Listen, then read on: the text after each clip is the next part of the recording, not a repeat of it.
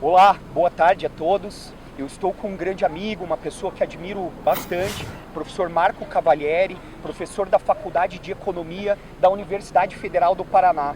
Bem aqui onde a gente se encontra, a universidade mais antiga do nosso país e uma instituição que orgulha todos os paranaenses e também os brasileiros.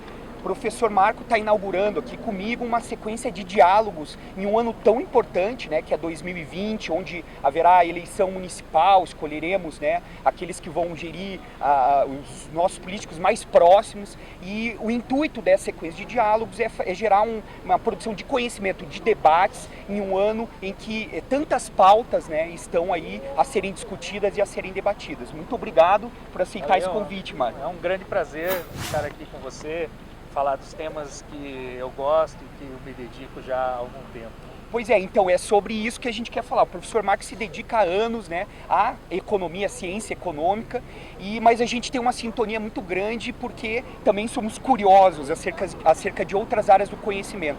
Agora, a minha pergunta inicial para inaugurar esse debate é: a gente vê que hoje, para grande parte da população brasileira, uma prioridade, né, uma pauta prioritária é o crescimento econômico, né? Agora a gente estava aqui falando em desenvolvimento econômico, ou seja, uma ideia que complexifica um pouco essa questão do crescimento econômico. Eu te pergunto, Marco, é óbvio que todos nós, eu acho que queremos que o país cresça economicamente, mas acredito eu que a democracia é um pressuposto que vem antes, ou seja, até mesmo para alcançarmos crescimento econômico, é importante que a gente defenda e preserve a democracia. Estou errado, Marco? Não, eu acho que não, eu acho que é bem por aí. É claro que o crescimento econômico é um objetivo das sociedades, né?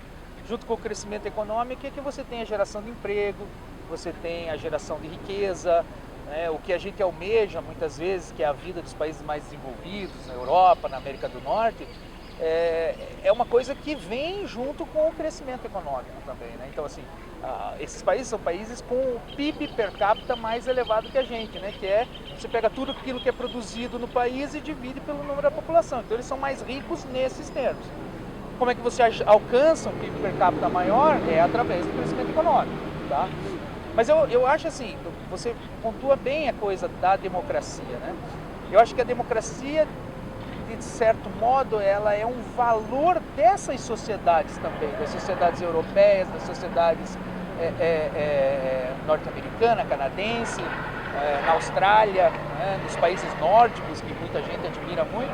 Ela é um valor. Então, assim, ela, de certo modo, vem antes da economia, vem antes. Então, garantir a democracia vai além de você ter um crescimento econômico. É uma coisa, é um pressuposto, como você disse.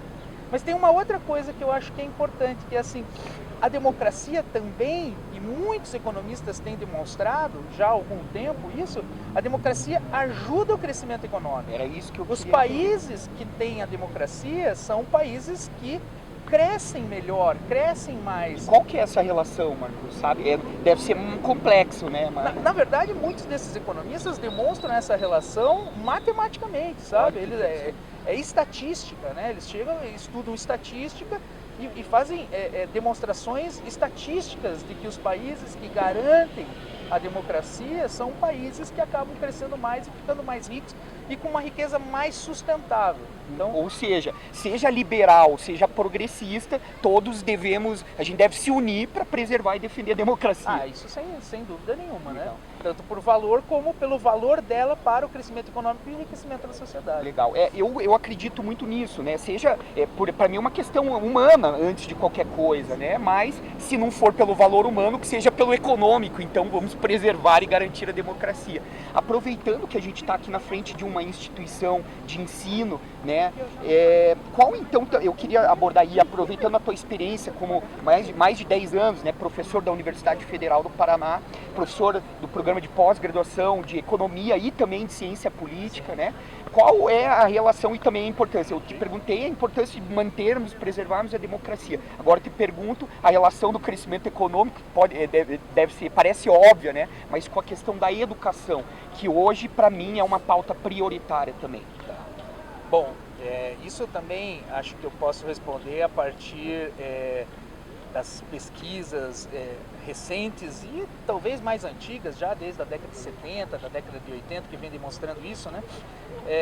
A educação é um dos grandes motores do crescimento, né? A educação aumenta a produtividade do trabalhador. O trabalhador que entende melhor o mundo, que consegue ler e interpretar um texto, o trabalhador que consegue, por exemplo, falar ou pelo menos ler uma língua estrangeira, como o inglês, é um trabalhador mais produtivo, né?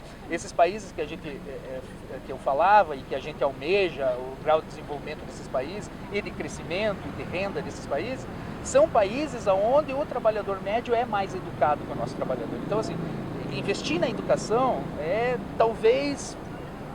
minha especialidade não é exatamente crescimento econômico, mas talvez seja o melhor investimento que você pode fazer, né? E para encerrar, então, indo nesse sentido, eu te perguntaria, eu gostaria de saber a tua perspectiva para 2020. É otimista, Marco? Como que você vê aí o ano que teremos pela frente? Eu acho que a economia deve crescer alguma coisa esse ano, né? Algumas reformas que estão sendo feitas devem impulsionar a economia, seja porque a reforma vai mesmo impulsionar a economia, ou seja porque ela vai mexer com a expectativa do mercado e dos empresários, e os empresários vão investir. Mas eu acho que é muito importante a gente não perder de vista que o Estado tem que investir em políticas públicas, por exemplo, de educação. Que o Estado tem que investir em políticas públicas de ciência e tecnologia, que é outro grande motor do desenvolvimento econômico, né? Você olha países da Europa, os Estados Unidos, o Canadá, eles têm, por exemplo, indústrias de alta tecnologia, agregam alta tecnologia aos seus produtos, né? E para agregar alta tecnologia aos seus produtos, Coreia também, vamos pensar na Ásia, Japão, né? Eles precisam de ciência e tecnologia. E, por final, eu diria assim, nós também precisamos, via as instituições educacionais, investir em políticas públicas que garantam essa percepção da população de que a democracia é importante, de que as liberdades são importantes. Então, eu acho que talvez onde a gente precise melhorar nesse ano de 2020, eu espero que a gente melhore, é nisso, né? Nessa percepção de que a gente tem que investir, pelo menos nessas 3 áreas. Perfeito. Eu vou aproveitar a fala final do professor Marco para fazer um gancho e já o convite, investir em políticas públicas culturais também, que é uma área com a qual eu trabalho há muito tempo. Aproveitando, eu quero fazer um convite para você nos acompanhar, que nós teremos aqui muitos outros debates interessantes, e eu vou também conversar com pessoas ligadas à área cultural. Então, professor Marco, muito obrigado, eu te agradeço encarecidamente por esse diálogo, beleza, por nos ensinar um pouco, e aguarde aí os próximos debates que vão ser muito interessantes. Obrigado pela audiência, pessoal. Falou.